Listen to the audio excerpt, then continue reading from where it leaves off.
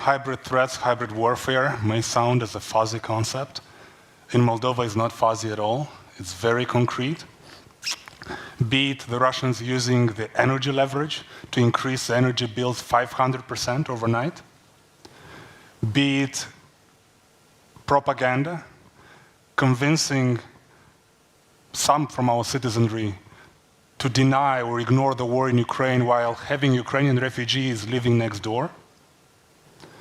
Or using Moldovan citizens from the diaspora to spray provocative graffiti in Paris and throughout France to discredit Moldova and Moldovans ahead of the all-important decisions to start EU accession negotiations, or funnel through all kinds of avenues cash into the country to sponsor protests, to topple a legitimate, and I must say, although call me biased, a popular government in Moldova supported by a majority of citizens, using all sorts of crypto technology, good old money mules, folks coming into the country with pockets full of cash while having left the country 3 days ago without any money.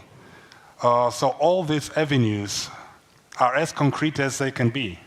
And of course, they don't shy away even from using some kinetic engagements here and there. Some explosions in the Transnistrian region pop up from time to time, just to add to this scare, to this environment of uncertainty. Because the biggest narrative that the Russians are pushing in Moldova is scaring Moldovans with war and trying to equate Moldova's government pro-European, pro-reform stance as inviting war. Of course, they're not particularly happy with our new national security strategy, where we have identified Russia as the main national security threat to Moldova, along with corruption, by the way. And the Russians have actually weaponized and instrumentalized corruption for political ends. And we can see that lively nowadays with the lineup of pro-Russian candidates in our election. Needless to say, not all of them are quite presidential material, that's diplomatically speaking, but that doesn't stop them from running when they have the backing of the Kremlin. And they hope that with all this leverage, with all this hybrid toolbox, that they have a chance. But we will be working hard, and we count on our citizens to be able to discern between those that are in line with Moldova's national interest and those that are playing to the tune and doing the Russian bidding in Moldova. There's a focus on strategic communication, teaching officials, even educators, people in civil society, how to talk about the problems that Moldova actually faces that are not the result of Russian, badness? Yes, we try. We have just created recently a strategic communication center modeled after the experience of our friends from the Baltics, adjusting it to Moldovan realities. But you're totally right. You hit the nail on the head when it comes to the Kremlin exploiting pre-existing divisions and vulnerabilities. And God knows Moldova has many of those. We have a divided society. We have a country that has been struggling economically. The cynicism is that many of these challenges do have a direct link with our regional experience with Russia as a neighbor or hegemon for a long time.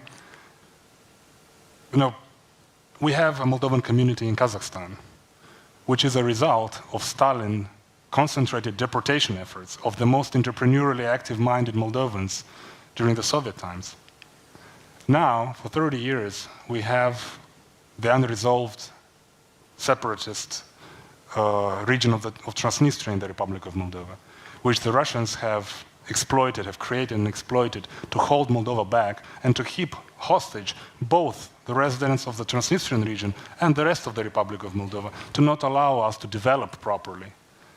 So creating and perpetuating these vulnerabilities while also exploiting them for political ends. The same goes with energy. We've had politicians in Moldova who were either pro-Russian or even some who pretended to be pro-European, but were maintaining and cementing Moldova's dependence on Gazprom. Because they not only didn't have a disincentive to do that, they actually had a clear incentive to maintain this dependency because they were benefiting from the corrupt contracts that were involved. Thankfully, that is a thing of the past.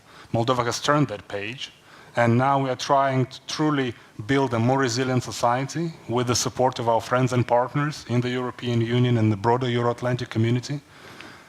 and we are working with our entire society, and it's not easy.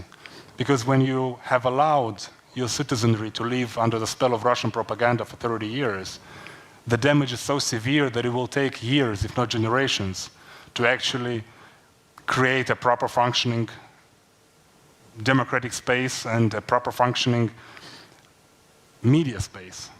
And when it comes to a democratic space, we have a competitive political environment, something that unfortunately the Russian citizens cannot enjoy in their homeland, but what the Kremlin is exploiting in the Republic of Moldova and elsewhere. They're exploiting the democratic process and democracy itself against democracy. They are using our freedoms in trying to undermine the very system that we have. But the system, as Winston Churchill said, is the worst system except for all the others. And you cannot fight these Russian tactics with the same means, because otherwise you become like them. You can only fight it with more democracy, with more freedom, because that's part and parcel of Russian agenda in our region, including in Ukraine. They've put out a whole host of reasons for their aggression, but in my eyes, the ultimate reason was to deny the development of Ukraine as a sovereign and democratic country. Because then Russian citizens would have started asking questions. How come you can have competitive elections in Ukraine and Moldova? How come you can have freedom of the press? How come you can have an independent media that questions the spending of public resources? How come you can have an active civil society questioning the enormous corruption and graft in the government?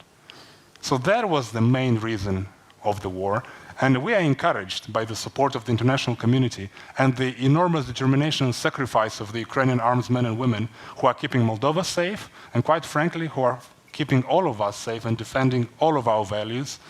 And I must say they're quite successful, especially nowadays with the developments in Kursk, which the Kremlin is calling a situation. That's an example of strategic communication right there. European Union, unlike the Russian Federation, has mastered the art of positive incentives. And the best positive incentive, the best mechanism of democratic consolidation in its region that the European Union has is enlargement and the accession process. And you would be surprised when countries like Moldova, Ukraine, Georgia, and others, when they supposedly had the alternative before the war, because now I don't think any reasonable person sees the Russian world as an alternative. But when you had the alternative, on the one hand, you have to have very difficult reforms to join the European Union. And on the other hand, you had to do no reforms to be in the Russian world. All these countries, their societies, have chose the former, to do these difficult reforms, to be part of the European family of nations. And that, at the core of it, is the positive versus negative incentives. The European Union does positive incentives, market access, financial support, technical assistance, and the negative incentives from the Russian side, if you don't bow down to our will, you are in trouble. You don't get gas, your wine overnight is no longer good, although it's great. Your independence and sovereignty is thrown into question. Your government is being delegitimized, your societies are torn apart, and these are the tools from the negative incentive toolbox from the Kremlin. And no wonder that whole societies choose to do the heavy lifting and the no guaranteed outcome of the EU enlargement, as opposed to supposedly the much easier and more enticing option. But it's not, and we know it for a fact because we've lived through it for quite some time. So the European Union is quite a powerful force and should not be underestimated. And we, in the part of the world where we are quite encouraged by the discussions that are happening today in Brussels. And actually yesterday, quite forcefully, Ursula von der Leyen mentioned the plans of consolidating the defense side of the European Union, and that's an important development that is encouraging.